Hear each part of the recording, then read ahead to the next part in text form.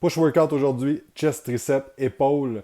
Workout super efficace, super simple. On va utiliser le poids de corps, des bandes élastiques et un genre de TRX ou des anneaux si vous en avez à la maison.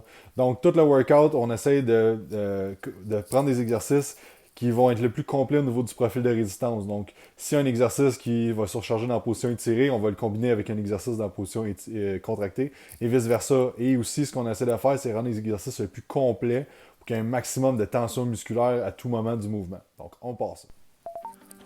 Donc, on va commencer avec un push-up. Donc, ce qui est important avec le push-up, si tu veux que ça maximise la tension au niveau des pecs, c'est que tu vas serrer tes mains vers l'intérieur comme si tu voulais toucher tes pouces. On va augmenter le bras de résistance au niveau du joint sternoclaviculaire et ça va augmenter le recrutement au niveau des pecs. On va prendre une seconde en bas puis on va aller jusqu'à l'échec musculaire, jusqu'à temps que ça lève plus. On va mettre ça en superset avec un TRX crossover, fly si on veut, avec un 2 secondes en position étirée. J'ai rajouté des bandes élastiques pour essayer de faire un profil de résistance un peu plus complet pour qu'à la fin on ait de la tension au maximum aussi. Donc c'est pas à 100% complet, mais c'est un petit peu mieux que seulement le TRX seul. Puis un bon 2 secondes d'étirement en bas, puis on squeeze le plus fort possible en rentrant le biceps contre le pec rendu dans le haut du mouvement. Ensuite, j'ai fini avec comme une position push-up, mais comme un press, aller vraiment à l'échec musculaire. Ensuite, on tombe sur un genre de incline machine press, si on veut, avec les bandes élastiques. Donc, il y a un case d'électeur en arrière simplement pour avoir plus de distance pour que ma bande élastique ait quand même une tension dans le bas du mouvement. J'ai mis des poignées du TRX, je les ai mis après les bandes élastiques tout simplement. Ainsi, puis on presse un petit peu plus vers le haut pour aller chercher un petit peu plus de flexion pour les fibres un peu plus claviculaires au niveau des pecs.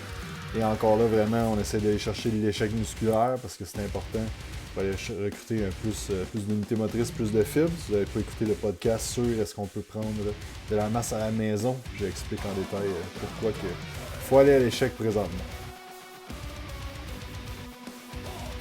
Après ça, on va aller dans un superset qu'on va choisir le Bands Lateral Raise. Je l'ai mis avec des poignées, on peut le faire direct après les bandes élastiques aussi. Et dans le fond, avec un bon 2 secondes en haut de contraction, on garde une tension constante. Et on essaie justement de ne pas trop relâcher la tension en bas. On surcharge le haut du mouvement jusqu'à l'épuisement. Et dans le fond, après ça, j'ai fait un mechanical drop set au coude. Donc on va réduire le bras de résistance. Le point d'application qui va réduire le bras de résistance. Puis en fait, on va être capable de continuer de faire quelques reps encore en maximisant la tension dans le haut du mouvement parce que c'est là qu'il y en a le plus avec cet exercice-là. Et ensuite, superset avec un mid-cable, si on veut, un mid-bands lateral raise. Donc, je mets la bande au niveau des poignets et là, on surcharge le bas du mouvement. Donc, les premiers 15 degrés, on va tenir un bon 2 secondes en contractant au max.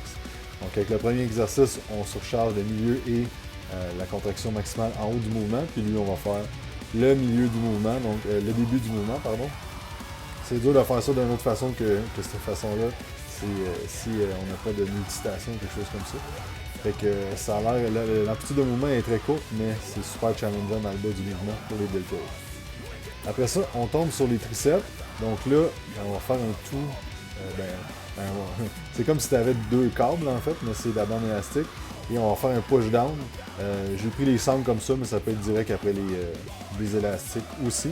Et dans le fond, je me penche en avant pour avoir un léger déload à la fin du bras de résistance de la bande élastique jusqu'au coude. Ça permet une meilleure contraction. Si tu veux surcharger un petit peu plus la position contractée, tu mets ton dos complètement droit. Par contre, j'aime mieux une variation que ça va être plus constant tout le long du mouvement. Et ensuite de ça, on fait un mechanical drop set. Ça, c'est ma dernière série. Donc là, on se rapproche. Donc on voit que la bande élastique se rapproche du coude. Donc ce que ça fait, c'est que on voit que ça devient de plus en plus facile au fur et à mesure que tu fais ton extension du coude. Mais à cause de la fatigue, ton muscle vient fatigué en position contractée. Donc c'est pour ça qu'on se rapproche graduellement comme ça. Ça peut être fait dans un gym commercial avec ton push-down normal. Après ça, un extension avec les TRX, ça peut être fait au sol aussi. Super dur au sol quand même. Ou tu peux le faire avec les dumbbells aussi, là, si jamais tu as des dumbbells à la maison. Fait un bon 2 secondes en position étirée, on focus à contracter au maximum et là, on pousse à travers. On va pas passer de temps en position le coude barré parce qu'il n'y a pas de temps de tension quand tu arrives là. Et on atteint l'échec musculaire. Et après ça, j'ai changé un peu mon positionnement pour aller chercher une coupe de reps de plus, ça vient facile. Et ensuite de ça, ben, j'ai été avec des excentriques accentués. Donc on descend en excentrique, mais là je suis plus capable de monter, donc je change la position de corps, je m'aide. Et on fait maximum comme ça, je pense que j'en ai fait 3 ou 4.